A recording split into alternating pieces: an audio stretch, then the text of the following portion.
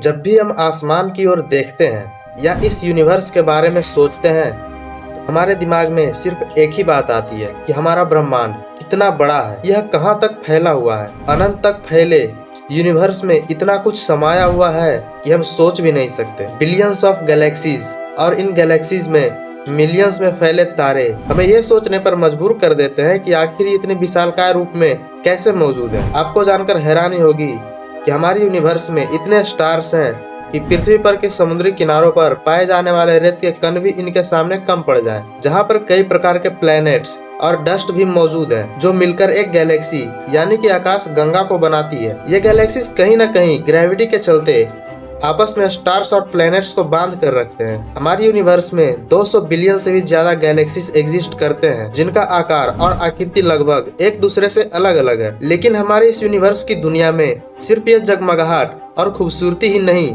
बल्कि इस दुनिया का एक अंधकार से भरा दानव भी है, जिसमें कई सारे रहस्य छिपे हुए हैं, जो पूरी तरह से अंधेरे को अपनाया हुआ है। अगर आप जानना चाहते हैं इसके बारे में तो जल्दी से इस वीडियो को लाइक और अपने दोस्तों के साथ शेयर कर दीजिए, ताकि इस सफर का मजा उन्हें भी मिल सके। तो हम बात कर रहे थे उस दानव की जो सिर्फ अंधकार चाहता है, सब कुछ अपने अंदर समा लेना चाहता है। जी हाँ, आपने सही सोचा, black hole, the super massive black hole, जिसके बारे में जानने के लिए दुनिया के साइंटिस्ट सालों से लगे हुए हैं।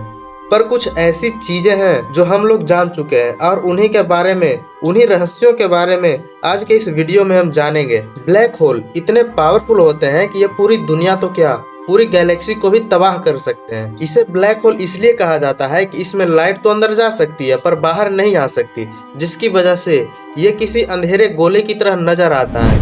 और आपको तो पता ही होगा कि पूरे यूनिवर्स में लाइट की स्पीड सबसे ज्यादा है। ब्लैक होल उसे भी अपने अंदर समा लेता है। इसकी ताकत का अंदाजा तो आप इसी बात से लगा ही सकते हैं। ये एक ऐसी अंधेरी संरचना है जिसमें यूनिवर्स और फिजिक्स के सारे नियम टूट जाते हैं। ये खुद वहां पर अपना नियम चलाता है। ब्लैक होल एक ऐसे कुएं की तरह है जिसमें कई सारी चीजें भरी पड़ी हो, लेकिन इसकी भरने की कैपेसिटी और भी बढ़ती ही जा रही हो। ये स्पेस के वे एरिया होते हैं जहाँ की ग्रेविटी इतनी ज्यादा होती है कि कोई भी स्टार या प्लेनेट इसकी ग्रेविटेशनल फोर्स से नहीं बच पाता। पर यहाँ पर सवाल ये खड़ा होता है कि ब्लैक होल के पास आखिर इतनी ग्रेविटी आती कहाँ से है। दरअसल होता यह है कि जब कोई स्टार अपनी आखिरी स्टेट में होता है तो वो कंप्रेस होकर एक छोटे से पॉइंट में सीमित हो जाता है और उसकी ग्रेविटेशनल पावर इतनी ज्यादा हो जाती है कि आगे चलकर ये ब्लैक होल का निर्माण करता है और अपने आसपास की सभी चीजों को अपने अंदर निगलने लगता है। यहाँ तक कि इसके पास से होकर गुजरने वाली लाइट्स को भी यह अपने अंदर समा लेता है। यहाँ पर बात यह होती है कि जितना ज्यादा ये किसी चीज को अंदर समाता है, इसका द्रव्यमान उतना ही बढ़ता है और द्रव्यमान बढ़ने के कारण इसकी गुरुत्वाकर्षण बल भी इंक्रीज होती जाती है। और यही कारण है कि ब्लैक होल की ग्रेविटेशनल पावर इतनी हाई होती है। अगर कोई ऑब्जेक्ट इसकी ग्रेविटी एरिया में आता है तो उसके लिए टाइम काफी स्लो हो जाएगा।